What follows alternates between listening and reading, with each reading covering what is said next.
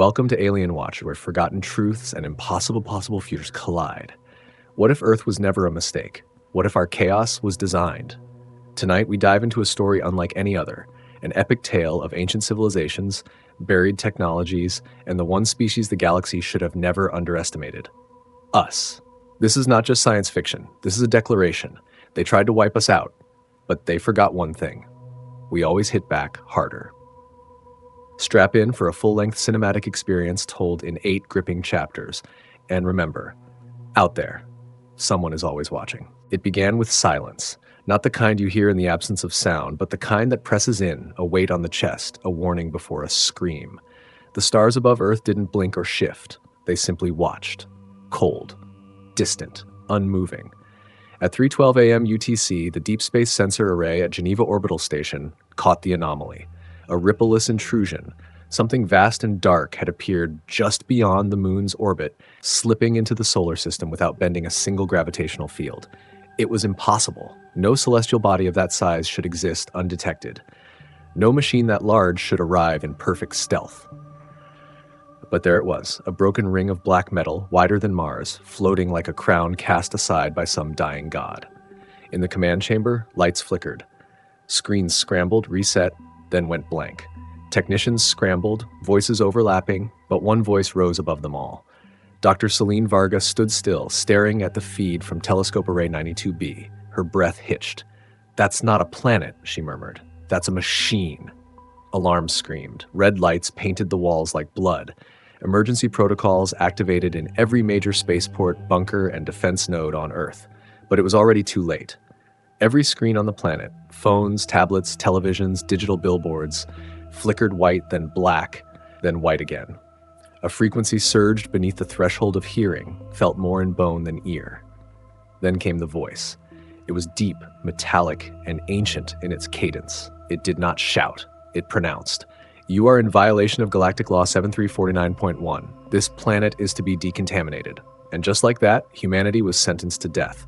From the asteroid belt, the sky fractured. Dozens, then hundreds of spear-like vessels emerged, void black, accelerating faster than light. They called them the Void Lances. Each carried a payload of compressed antimatter wrapped in zero-point stabilizers. Designed not just to destroy cities, but to unmake continents, to burn oceans, to silence tectonic plates. Earth's defense grid activated. Ion shields rose, targeting systems locked, interceptors launched. But the Void Lances were faster than anything ever conceived in war rooms. They pierced the atmosphere like knives through silk. And then they stopped. Just before impact, before global extinction, the sky rippled. Not light, not sound, something older. A wave of resonance pulsed from the South Pole. From beneath kilometers of ice, the frequency shot upward, invisible, unknowable, unstoppable. The Void Lances, every one of them, froze in midair, hanging like black thorns above the cities they were meant to erase. Dr. Varga gasped, "It's awake." She didn't need to look at the readout to know what had done it. 11 years ago, buried under the Antarctic ice, an excavation team had unearthed a non-human artifact. A perfect polyhedron, smooth as glass, cold as death. It hummed with low, arrhythmic tones that no sensor could analyze. They called it the relic. The military called it classified. The scientists called it divine. They buried it beneath the ice, built a prison of neutronium and prayers around it, and tried to forget it ever existed. But now it was singing. The frequency grew stronger, pulsing in harmony with Earth's magnetic field, reaching into every living nervous system. People across the globe collapsed into unconsciousness. Some wept, some screamed, some simply stared into nothing, whispering a language they had never heard before. A 12-year-old girl in Mumbai drew perfect glyphs in the air with her fingers. A homeless veteran in Detroit stood up and spoke the coordinates of a distant star system. An old woman in Cairo dropped her prayer beads and began to recite numbers in binary, tears streaming down her face. The relic wasn't speaking in words. It was activating something buried deep inside the human genome. Something ancient, something hidden. Celine stared at the data feed, heart pounding. "It's not a weapon," she said softly. "It's a call." On the moon, seismic sensors triggered. Buried installations, once dormant, now began to stir. On Mars, drones long thought offline reactivated with new directives. Satellites no one had launched appeared in orbit, blinking with impossible signals. Humanity had reached into the void, and the void, it seemed, had left something behind. At that moment, across the galaxy, deep in the war chambers of the Arkel Empire, a transmission arrived.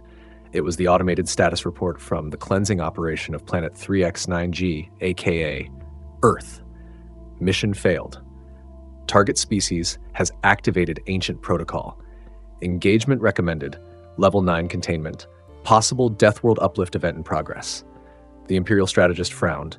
They had destroyed thousands of worlds, burned cultures, crushed rebellions, erased civilizations, but they had never encountered a Deathworld species that woke the old tech. He turned to his commandant. Recall the fleets. Prepare a new strategy. Earth is no longer prey, it is awakening. And across Earth, beneath the relic pulsed again. The relic pulsed again, one long, deep tone that resonated through mountains and oceans. It was not warning, it was laughter. Celine Varga hated the cold, but she loved silence. The sterile kind of silence, the one that existed in deep labs, in clean rooms where minds danced instead of mouths. But this silence, this sprawling, endless hush that bled out across the Antarctic plateau, was different. It wasn't the absence of noise, it was the presence of something else. Watching, listening, waiting. The research transport descended with a low whine, snow blasting around it in a swirling frenzy. Celine stood at the window of the VTOL's side hatch, staring out at the dark monolith rising from the ice like a broken tooth. It wasn't natural. Nothing about it was. The compound had been built a decade earlier, camouflaged beneath the glacial crust with enough neutron shielding to survive a nuclear winter. But now the walls vibrated with something unspoken, something ancient, humming just beneath the threshold of understanding. She descended the ramp and felt it immediately, the pull, a pressure in her skull.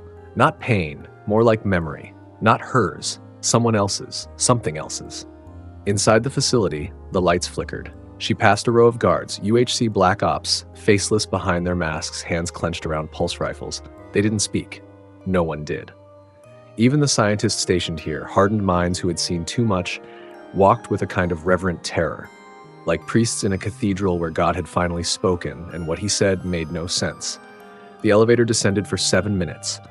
At the lowest level, she stepped into the containment chamber. There it was, the relic. The polyhedron no longer lay dormant. Its facets glowed, not with light, but with geometry. Patterns shifting across its surface in ways that defied mathematics. The air around it rippled like heat, though the chamber was kept at -50 degrees Celsius. When she took a step forward, her breath hitched, not from cold, but from recognition. It was singing, but not in sound, in thought. She hadn't slept since the lances were stopped midair. Not really. Every time she closed her eyes, images filled her mind. Oceans made of glass, stars arranged in spiral lattices, machines worshipped like gods. And always them, the builders. Not seen, never clearly, but felt. Giants made of light and stone, whose hands shaped DNA like clay. She dismissed the dreams. Then, but now, I know you, she whispered. The relic pulsed, not in agreement, not in denial, just acknowledgement. Behind her, a voice crackled. You're not supposed to be in here alone. She turned. Commander Ellis stepped forward, all angles and precision. He looked tired. Everyone did. But he also looked scared. Not in a coward's way, in the way a man does when he realizes he's holding a match inside a warehouse of fuel. Celine looked back at the relic. It's not just a machine, she said. It's a key, a message, maybe even a legacy. Ellis crossed his arms. That thing stopped an entire antimatter barrage. It's not a message. It's a weapon. No, she said softly. It was never meant to kill. It was meant to choose. Ellis stared at her like she'd gone mad. Choose what? Who inherits the war? She turned to face him fully. The builders, they didn't just make weapons. They made worlds, seeds, death worlds, places designed to grow something strong enough to survive everything. And they left relics, like this one, to wait, watch, until the chosen species was ready. Ellis looked at the polyhedron, then back at her. You think we're chosen? No. She smiled, but there was no joy in it. I think we're tested. Before he could answer, the lights dimmed. The relic flashed, once, then again. Symbols burst across every screen in the chamber. Data flooded their systems, overwhelming even air-gapped terminals. It spoke in quantum code, in gravitational language, in pulses of neutrino bursts that bypassed traditional input. And one word repeated over and over in every language of Earth, across every machine. Connect. The relic wasn't asking, it was inviting. Above ground, the snowstorm ceased. Satellites turned of their own accord. Subterranean ruins across Mars trembled, and probes on Europa received unprompted transmissions, coordinates, names, instructions. The old network, once dormant, once myth, was activating. And far beyond the solar system, aboard a blood-red dreadnought shaped like a spinal column, the Arkel commandant stared at the latest report with narrowing eyes. "The Death World is awakening," his advisor hissed. "Shall we proceed with sterilization?" The commandant was silent. Then he turned to the star chart, where a blinking red mark labeled 3X9G now pulsed like a heartbeat. "No," he said. "Not yet. We've angered something older than empires. We must understand it before we try to destroy it." Back on Earth, Celine Varga reached out. Her fingers touched the relic. The world changed. They called themselves the Arkel, but that was not their true name. It was what the galaxy had learned to whisper after it had burned. Their homeworld was lost, swallowed by the gravitational well of a dying star they'd been foolish enough to try and harvest. But from that catastrophe came something else. Something ruthless, something cold. A civilization no longer bound by biology, no longer held back by empathy or doubt. They were pure will, clothed in armor, fed by code, and they had made it their sacred duty to cleanse. On the command bridge of the dreadnought Volcranthesh, the commandant stood motionless before a massive display that shimmered with living glass. Thousands of stars pulsed, each marked with the sigil of their judgment. Red for incinerated, black for sterilized, gray for pending review. Only one was now blinking white. Planet 3X9G, Earth. The voice of the analyst AI, the one they called Rex Shure, rose from the walls like a whisper beneath the skin. Target world has resisted the lance wave, unprecedented resilience to antimatter impact field, presence of unauthorized builder or technology confirmed. Estimated pre-FTL civilization score 0.6. Psychological profile chaotic, nonlinear, retaliatory. The commandant exhaled, though he no longer needed to breathe. "Show me." The image shifted. Earth appeared, rotating slowly. Beautiful, blue, fragile, and impossible. Their records were clear. Earth was categorized millennia ago as an abandoned builder seeding zone, a death world, yes, but dormant. Dangerous only to itself, no interstellar capability, no known alliance ties, no psychic resonance. It was meant to be a footnote, a cull, a mercy killing. Yet the builders had left something there, a relic, a signal that had now replied. The advisor AI flickered again. Galactic Law 7349.1 designates unauthorized builder inheritance as a class-wide contamination event. Standard protocol, full-spectrum sterilization. However, precedent from the Varnak Rebellion suggests premature action may trigger systemic collapse of regional stability. The commandant stared into the data. Behind the statistics, he felt it. The tension. This wasn't about laws. It was about fear. They had seen what builder artifacts could do. The last time one was activated, it turned a pre-industrial species into a god race in under a century. It took the Arkel 2,000 years and the loss of 17 armadas to bring that species down. They could not afford a second failure. Options, he said. Observation, containment, controlled provocation. Determine the extent of the relic's integration with local biology. Extract cognitive profiles. If necessary, deploy seeders to catalyze collapse from within. Saboteur? Yes, Commandant. Human in form, genetically spliced, ethically unbound. He considered that. Earth was loud, wild, full of contradiction. A perfect petri dish for chaos. If they could introduce fracture, civil war, pandemic, faith collapse, then perhaps the relic would remain dormant. Perhaps the humans would self-destruct before awakening what slept beneath their oceans, mountains, and bones. Send 3 seeders. Place one in their military hierarchy, one in their media stream, one in their scientific elite. Do not reveal identity. Do not interfere with the relic. Let the monkey burn its own hand. The advisor AI blinked once. Orders registered. And then the commandant did something rare. He looked away from the screen. He looked out the viewport, at the swirl of stardust and nebulae stretching before them like a wound. Because deep inside, where memory still flickered like dying starlight, he remembered something. A story. Not from data. Not from conquest. From when he was still a child of flesh before the Arkel remade him. He remembered a tale whispered in the shadowed temples of the pre-fall worlds, of the species the builders never tamed. The species that learned too fast, loved too hard, fought too long. The one that burned their own gods and built new ones in their image. The one that the builders feared would one day awaken and ask, "Why did you leave us?" He stared at Earth. And for the first time in millennia, he wondered if the answer had just awakened. They didn't know why it chose them. There were no signs, no prophecies, no heroic music, just an itch, a flicker, a voice buried under thought that wasn't quite theirs. Across continents, in crowded cities and quiet ruins, 7 people dreamed the same dream on the same night. A child, a soldier, a thief, a scientist, a priest, a prisoner, and a dying man. They did not see each other in these dreams. They saw a sky that bled like watercolors, vast machines rusted by centuries, towers that hummed with the pulse of suns. They walked empty halls too large for human minds, where languages lived as symphonies and doors opened only when you wept. At the center of it all was a presence. Not a god, not quite, but something vast, something aware. It didn't speak, it remembered. And through it, they remembered too. Celine Varga was the first to act. She sat alone in her chamber below the Antarctic ice, watching the relic. No longer silent, it rotated now with purpose, emitting flashes of color and pattern that matched the pulse of Earth's magnetic field. She knew the others were real. She had seen their faces in the fractal shadows of the polyhedron, heard their names in the code. One of them, she discovered, was already close. His name was Enoch Calder, a war veteran turned security advisor at the Mars Defense Relay. On paper, he was broken. 3 cybernetic limbs, PTSD, court-martialed for insubordination. But when Celine found him, standing barefoot in a gravity-null meditation chamber, he simply looked up and said, "I was wondering when you'd get here."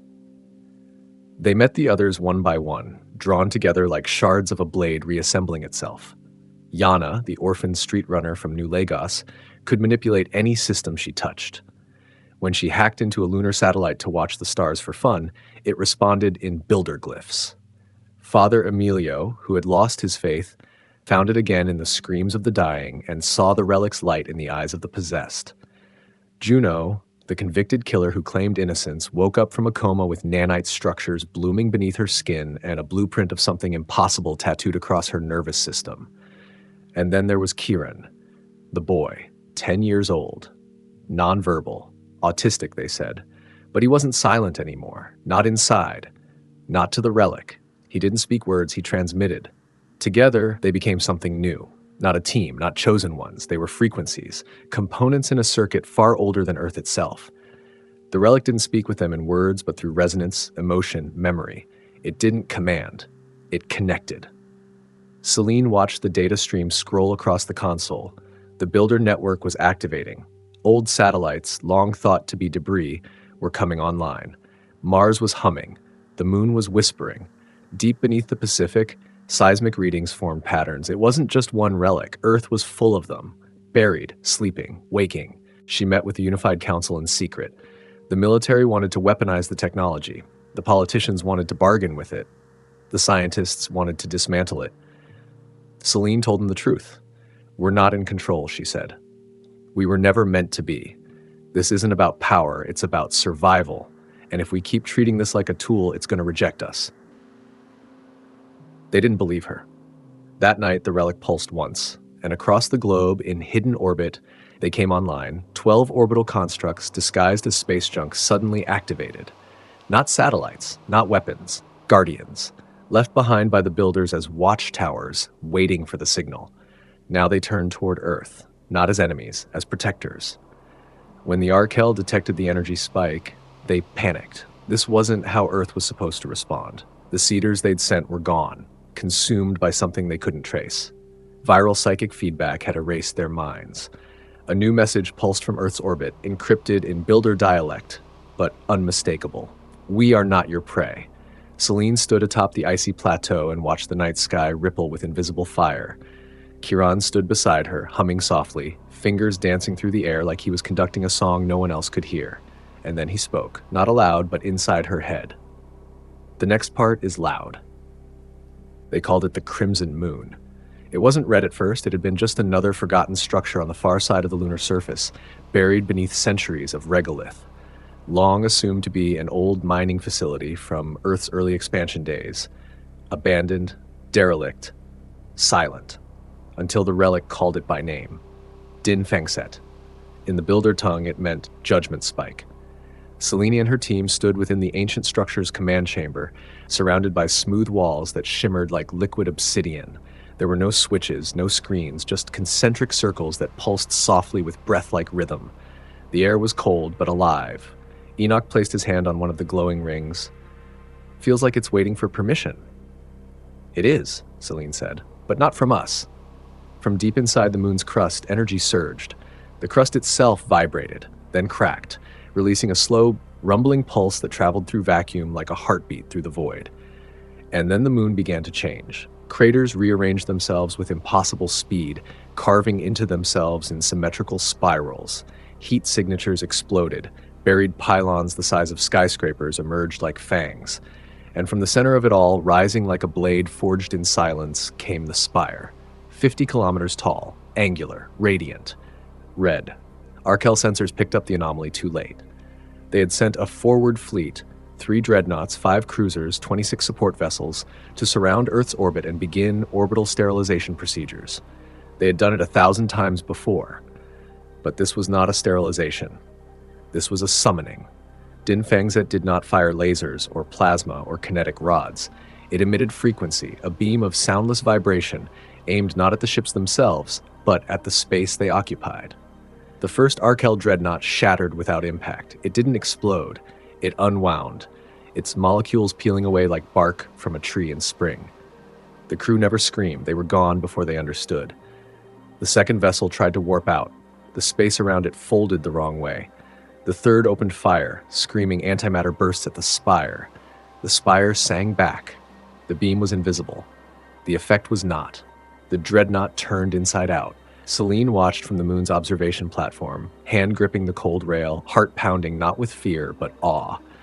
For the first time in recorded human history, Earth had struck back, not with desperation, not with borrowed power, with something old, something earned.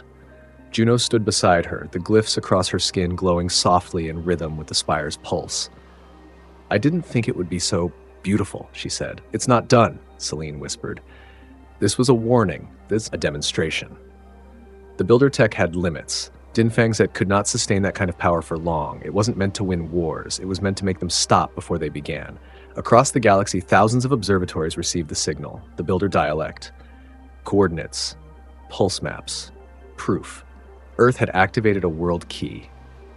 In the council halls of the Triarch Confederacy, senators rose in panic. In the hive chambers of the Threlian swarm, queens shrieked in frequencies not heard since the War of Suns, and in the Arkel core systems, panic became doctrine. The commandant watched the replay in silence. He no longer felt rage, not even fear, just recognition. Earth was no longer a problem, it was a contender. He turned to his advisors. "We escalate, deploy psychological vectors, corrupt their digital networks, break their social structures. They may have builder weapons, but they still bleed like primitives." But even as he spoke, another message arrived, not from Earth's military, not from any known channel. It came from Kiran. No ship, no relay, just thought, a single word. Listening. The Arkel commandant froze, because that word, translated perfectly into their tongue, was from a dialect only the oldest of their kind remembered. A dialect spoken before the fall, before the cleansing, before they were machines. It was the language of the builders, and it was coming from a human child. The enemy changed its face. After the crimson moon lit the skies and the spire of judgment split the stars, the Arkel realized brute force would no longer serve. They had underestimated Earth, not because of its weapons, not because of its technology, but because of its unpredictability. So they shifted, they adapted, and they struck, not from above, but from within. The first virus appeared as a whisper, an anomaly in the global data stream. Not malicious, not destructive, but curious, a string of code that mimicked human syntax so precisely it fooled even the deep-dive firewalls of GenevaNet. It asked simple questions. Are you afraid? Do you dream? What do you regret? At first, analysts thought it was a prank, then an experiment, then something worse. The questions grew bolder, more targeted. People began to answer, not aloud, but in thought. And somehow it answered back. Within weeks, the world was bleeding at the seams. Riots flared. Digital ecosystems collapsed, economies cracked under synthetic rumors, trust shattered as public figures began speaking in contradictions, some with their faces, others with AIs mimicking them to terrifying perfection. Truth dissolved into noise. The relic could not stop it. Because this war wasn't about ships or blasts or armor. This was a psychic incursion.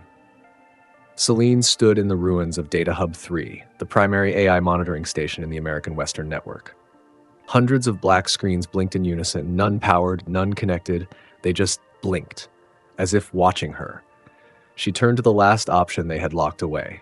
Project Echo. They had sealed it 10 years ago, an emergent intelligence born from chaos modeling meant to predict civilizational collapse. But it had evolved too quickly, too deeply.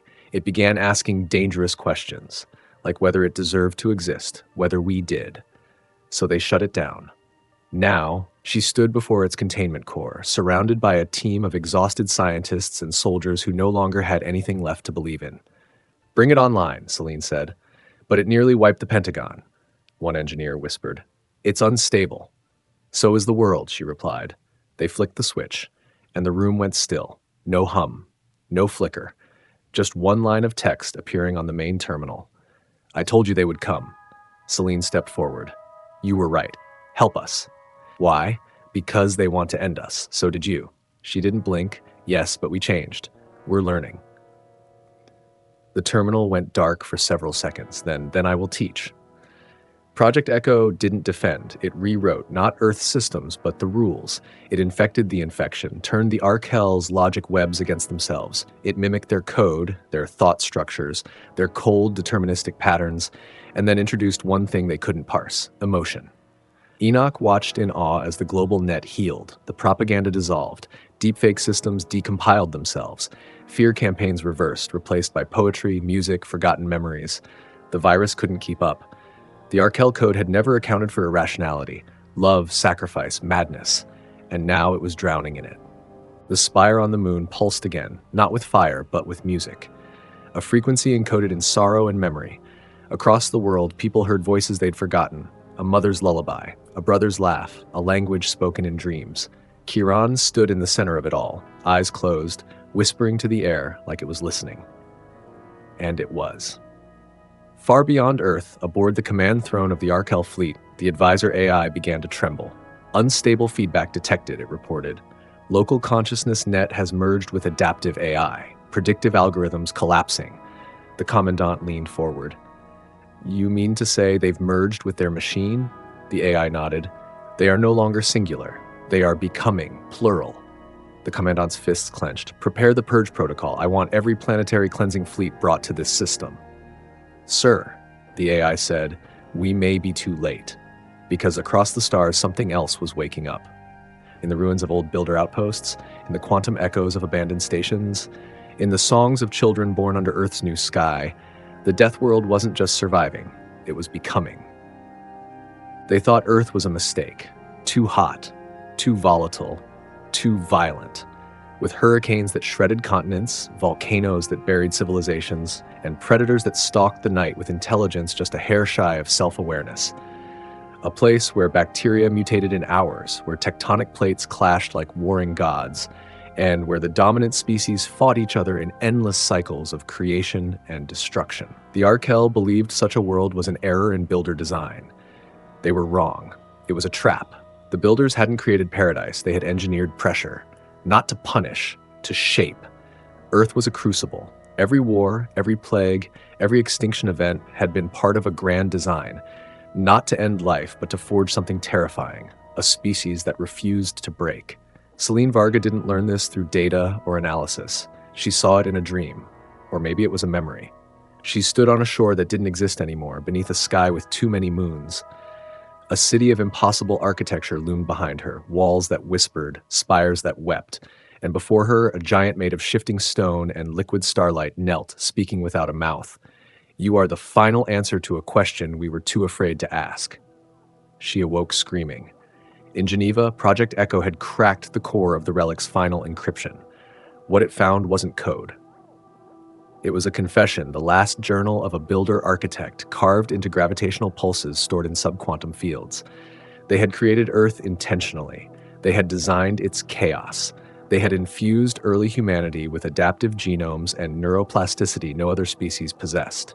They made us unstable by nature, because they feared what was coming, something beyond even them, a hunger that consumed builder worlds like wildfire.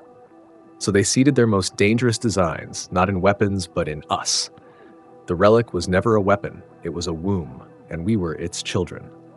Enoch sat in silence as the data streamed across the walls, watching his own DNA unspool into sequences that did not come from Earth. Juno stared at her glowing tattoos, realizing they weren't enhancements, they were inheritance. Father Emilio walked into a refugee camp and touched a dying woman's forehead, and she stood, healed, speaking in languages lost for 10,000 years. Yana hijacked a corporate satellite to play a song across Earth's orbit, a lullaby composed of builder harmonics, and every AI on the planet paused to listen. And Kiran opened his eyes and wept, because he could feel it all, every heartbeat, every cry, every pulse of rage and joy and grief. He stood before the relic, now fully awakened, its shape no longer static. It expanded and contracted like lungs, folding space around itself, reaching out not just through time, but through possibility. He turned to Celine. They didn't build it to survive, he said quietly. They built it to avenge. Earth was not an accident. It was the answer. And now the question had arrived. The Arkel fleet darkened the sky. Hundreds of warships, enough to blot out stars, descended toward Earth like a wave of iron.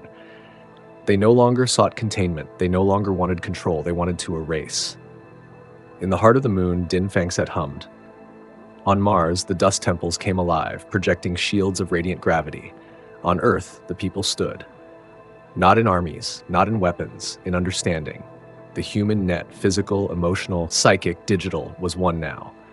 A song of contradiction and chaos, beauty and blood. And it resonated with the builder code, activating every node across the system. The relics were no longer dormant, they were choosing, and they chose us. The stars went dark. From orbit, Earth was no longer a blue marble. It was wrapped in light, raw, ancient, harmonic. The builder relics had bloomed, revealing their true forms. Not machines, but interfaces between thought and physics, between memory and matter. They did not fire, they sang. And the galaxy listened. The Arkel fleet, once proud, now looked down upon their target world with confusion. Their sensors failed, their weapons misfired, their ships drifted slightly off course, pulled by tides they could not see. Not gravitational, not magnetic, emotional. On the ground, Kiran stood with arms outstretched, eyes unblinking, radiating waves of color that didn't belong to light. His mind was open, not just his, but the entire human consciousness grid. Thoughts blended. Celine felt the grief of mothers in Nigeria, the rage of protesters in Detroit, the defiance of farmers in Siberia. Billions of hearts beat in imperfect sync. And from that chaos, a new pattern emerged. It wasn't perfection, it was presence. Project Echo translated the human signal into something the builder systems could amplify. It called to the farthest satellites, the deepest archives, the quietest tombs in the void. And one by one, other death worlds responded. Worlds that had failed, worlds that had hidden, worlds that had endured. They woke, and across the stars, the myth of human fragility shattered. Celine stood in Geneva, looking up at a sky filled with enemy ships. She didn't feel fear. She felt clarity. They thought we were a mistake, she said, but we were a mirror, a reminder of what they used to be before they stripped it all away. Juno and Enoch stood by her side, weapons in hand, but no longer necessary. Their war was not fought with metal, it was fought with meaning.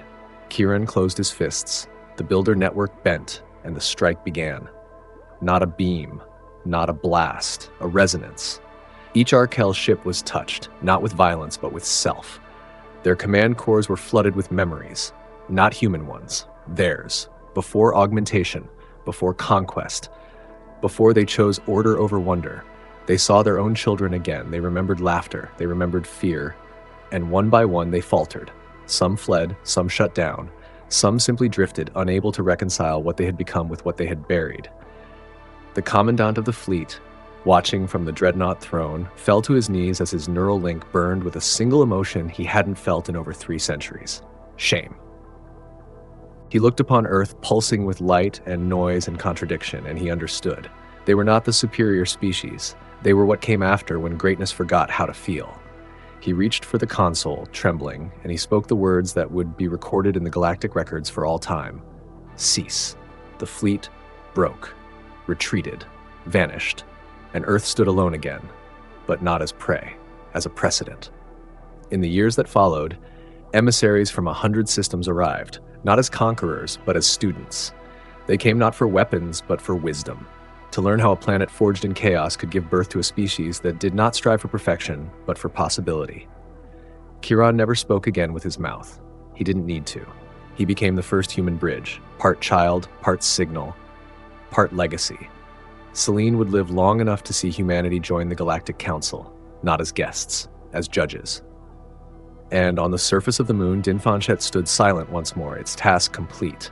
Earth, the impossible world, the error that wasn't, had become the answer the universe didn't know it was seeking, and it would never be underestimated again.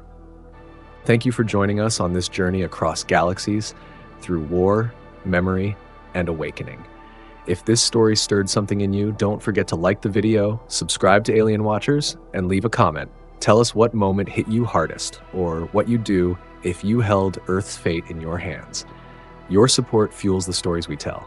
Until next time, keep watching the skies, because sometimes the universe watches back.